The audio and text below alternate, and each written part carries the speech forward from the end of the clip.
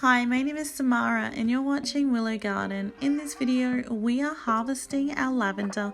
We will be storing the lavender stems to dry and collecting the lavender buds. Please join us for this lavender harvest video.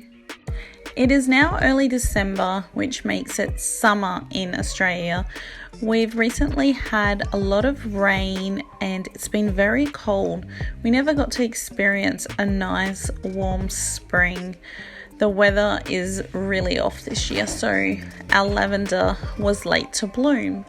If you have a look at my lavender stems, you will notice that the majority of the buds are still closed on each individual stem, with a couple that have just opened and flowered.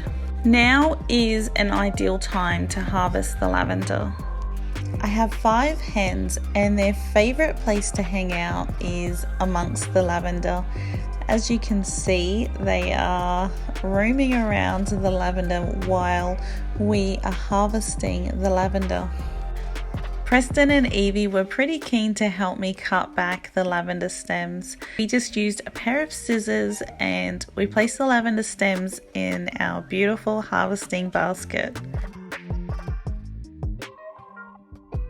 I found the easiest method for cutting the lavender was to grab a handful of lavender and then use the scissors to snip the stems, and then I placed the lavender in our beautiful cane basket.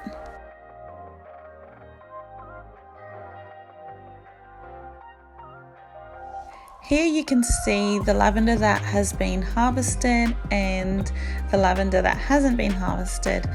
I am going to leave a portion of the lavender for the bees to enjoy.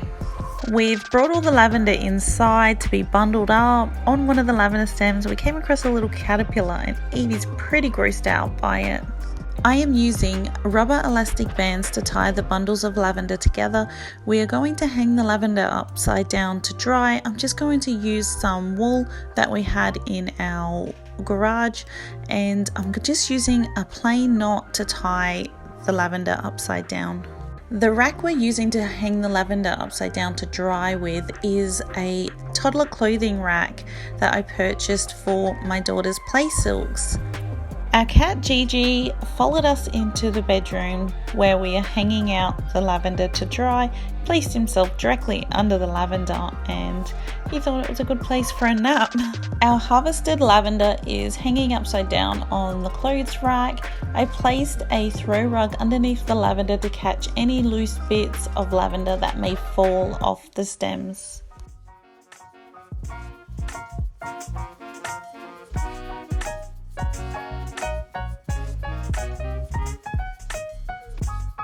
It has been 14 days since we've harvested our lavender and stored it here to dry.